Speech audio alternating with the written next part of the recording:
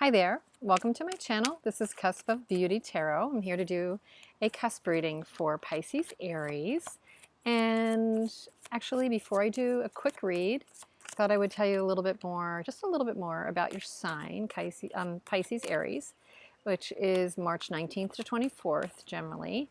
And I have had people ask me a little bit more about their signs, so I'm going to try to inject a little more in the next couple readings. Not going to get it all in this reading, but I'll give you just a tip of the iceberg, and we'll do more in a subsequent reading or two. So basically, I'll shuffle a little and talk. Pisces-Aries personality. It is the cusp of rebirth. And that's for a lot of reasons in terms of just where it falls in the year, in the kind of beginning of the springtime, even though we think of the new year as the beginning of a year. The Pisces-Aries cusp tends to be associated with rebirth. So let's see, the personality of the Pisces-Aries person, they're unusually direct in their approach to life. You know, so your Aries side can make you pretty outspoken. And you know, for some people that can make them admire you, or in some cases not quite understand you as well. It depends. The Aries side for many of you on this cusp can make you really determined and forceful in your thinking. And actually, you know, in some respects maybe no matter your status or station in life, you can be fairly direct and in some cases almost stubborn. That's the Aries fiery side of you, Pisces-Aries. And actually for many Pisces-Aries, you rarely see anything wrong with your actions. And again, many of you might refuse to change your attitude on things even when challenged. So there's that aspect of you that just believes, you know what I do is what's called for, the way I think, you know, my lifestyle, it's all good. And, you know, for some of you, you actually carry a sense of infallibility, like I can't really do wrong. And I'm not trying to say that that's all of you, but just that stick-to-itness in your decisions and feeling that you are pretty assured that what you're thinking and what you're doing is right. Doesn't require any change or reflection.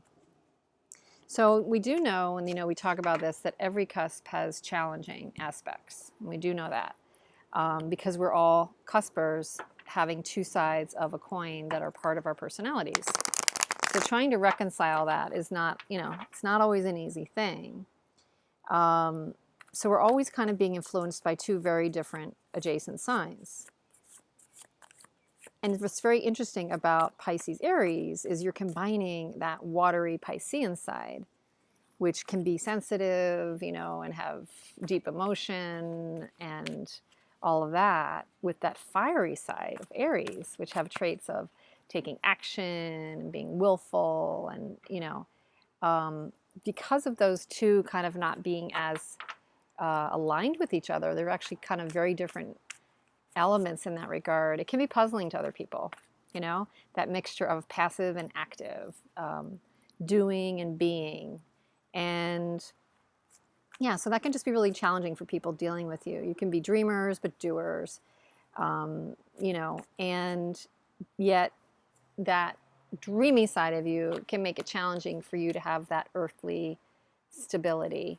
So for some of you, that can be challenging, and your life can kind of take on a lot of fluctuation, if you know what I mean, you know, for some of you.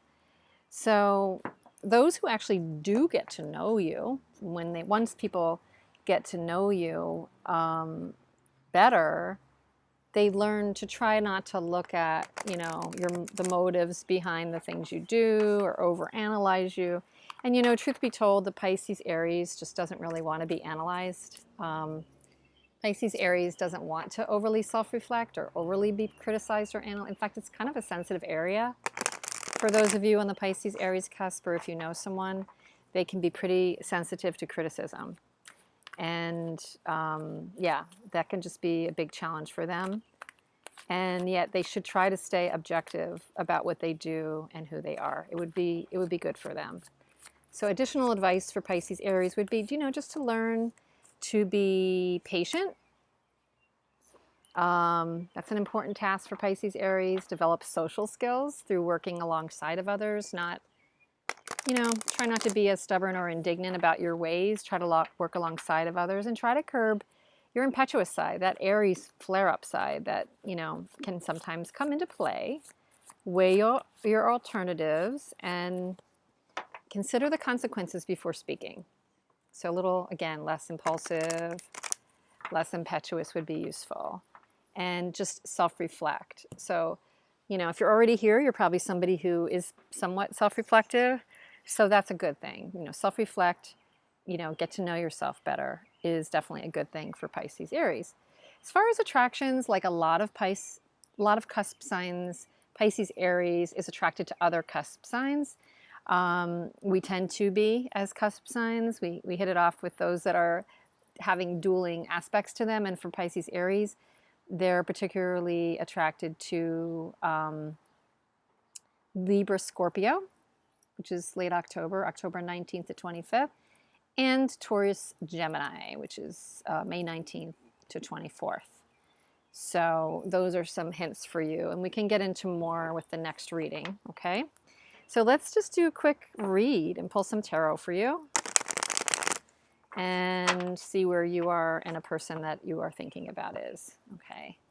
And I'm going to start here, shuffled. You've seen me shuffle a lot. So we've got the Empress as your center energy. Recent past is the Star.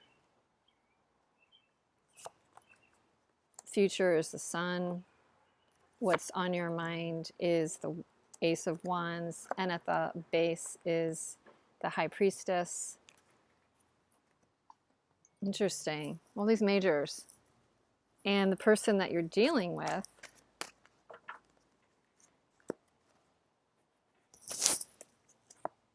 at the heart of their reading is the Queen of Swords. Recent past is the Three of Wands. Near future is the Six of Cups. On their mind is the Wheel. And at the base is what they're feeling, which is the Eight of Pentacles. Okay. So let's just take a look at this real quick. Interesting. So you, Pisces Aries, this is like amazing that it's Pisces Aries because, you have the Piscean side of you here very well represented with the High Priestess, the Star, and the Empress, I would feel. And then you have the Aries side of you with what's on your mind in the near future. There's a fiery energy. So there's definitely like a watery and fiery energy. Well, there's an earthly side too. But you actually are in a confident mode right now. I feel like you're in a confident mode. You want to create relationship, nurture relationship. For the moment, you may not be revealing all your cards. You might be trying to tap into your intuition about this scenario. But for many of you, you're okay with the fact that you're not revealing all your cards. You do want what's best for the situation. You think about this person really positively. When you think about this person, you still have passion for the person. You would be willing to reunite with the person. In the past, you've done some, again, positive thinking, healing around this scenario.